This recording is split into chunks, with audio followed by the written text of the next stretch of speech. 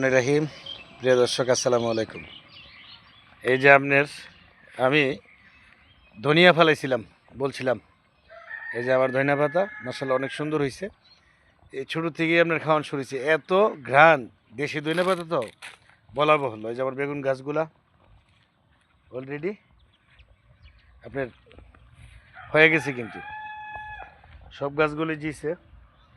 পেঁপে গাছগুলা বিশেষ করে একটু আপনার হয়েছে, মিটমিট করতেছে, তবে আশা করি টিকবে। এই যে দেখেন মরিচ গাছে কিন্তু অলরেডি ফুল ছেড়ে দিতেছে,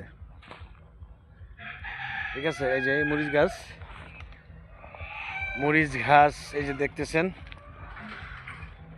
এই যে বেগুন গাছগুলো, প্রত্যেকটা বেগুন গাছ আপনার হয়ে গেছে। এখন আপনার হয়তো চতুর সাইডে আপনার নিরিগাছি দিয়া মাটির ঢাইটটা করে সেটা সার দেব। আশা করি সার দিলে প্রত্যেকটা ঘাস আপনার তাজা হয়ে যাবে। যে দেখেন অলরেডি গাছগুলোতে আপনার ফুল আসতেছে,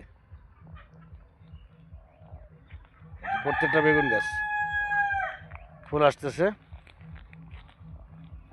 আর পেঁপে গাছগুলা বিশেষ করে আমার মুরগিগুলা যখন আপনার ছেড়ে একদিন আমি চলে গেছিলাম, তখন আপনার এই যে পেঁপে গাছ, বেশ কয়েকটা পেঁপে গাছ আপনার মুরগিগুলা, পেঁপে পাতা কিন্তু মুরগি আপনার খেয়ে ফেলে, বিশেষ করে মিশরি ফার্মি মুরগিগুলা মানে অনেকটি গাছ পেঁপে গাছের পাতা একবারে খেয়ে ফেলছে।